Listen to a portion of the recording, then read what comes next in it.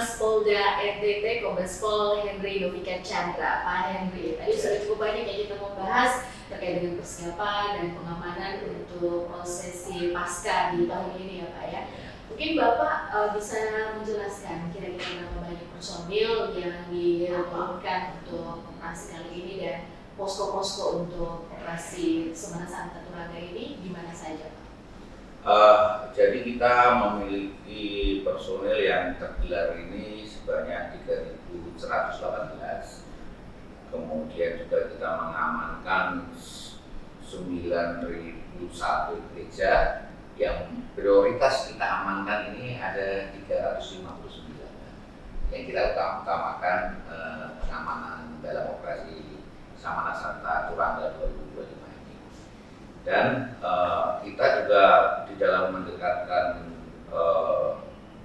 pelayanan kepolisian, kita juga mempersiapkan pos-pos pengamanan sebanyak 47 pospam dan posyan yang tergelar, termasuk juga kita mempersiapkan personil Polair sebanyak 87 dilengkapi dengan kapal patroli kepolisian yang dimiliki oleh Polda NTT nanti yang mengawal jalannya kirap Semana Santai. Jadi dengan kan ada juga kirap nanti patung Bunda Maria baik di darat maupun di laut, itu juga kita amankan.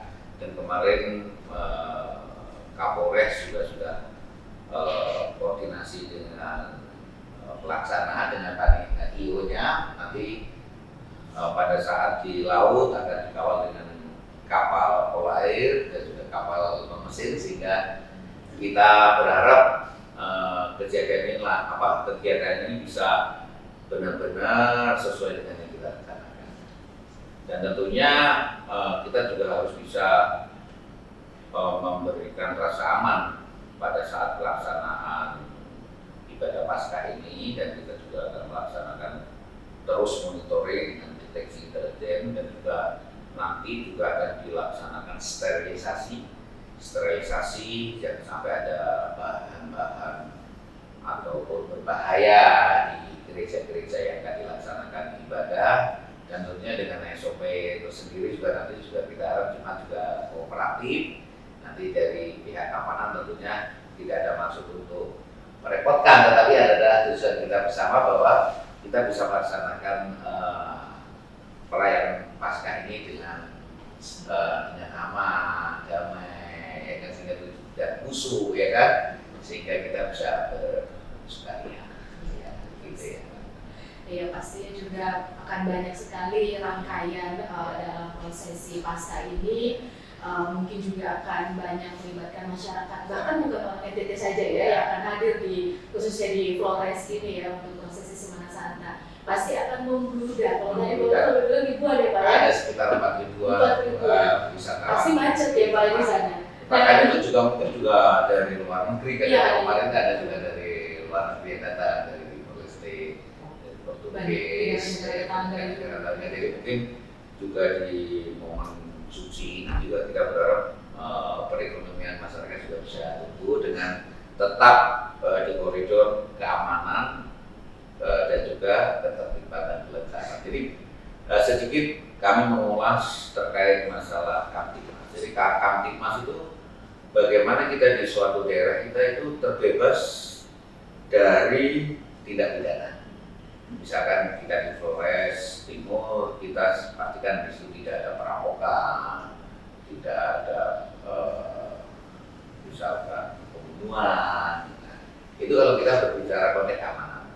Namun ada juga kita berbicara masalah keselamatan. Keselamatan itu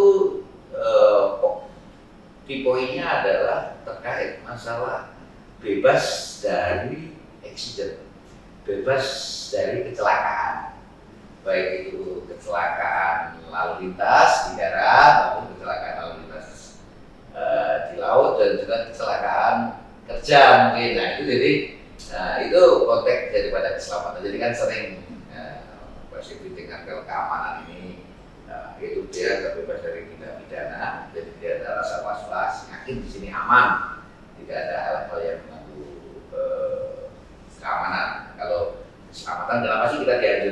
pakai helm, ya kan, tidak kebut. Itu adalah untuk menyelamatkan diri terbebas dari accident, dari kecelakaan ini. Ya, mungkin harus bekerja harus menggunakan KDK yang pakai helm, kemudian juga di laut misalnya kita menggunakan kapal yang standar, tidak overload penumpang dan tidak bawa bahan yang berbahaya. Kita tidak menginginkan seperti di tempat yang lain pada saat pengisian bahan bakar, SOP-nya bagaimana sih, mesin harus dimatikan, nah bagaimana kan, sehingga ada pada saat di daerah lain sampai terjadi kebakaran pada saat pengisian BBM kapal ini juga perlu kita sosialisasikan. Jadi itu kan masyarakat juga paham dengan itu, sehingga kalau masyarakat proaktif untuk menjaga keamanan dan keselamatan diri sendiri, jadi kita dari himbauan dan kita sosialisasikan, kita ingatkan,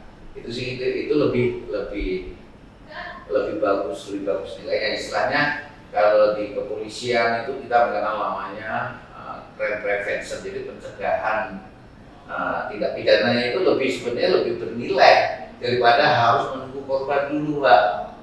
Ya kan, kalau misalkan ada pencurian, kita menangkap pencurinya, itu sebenarnya kita sudah rugi.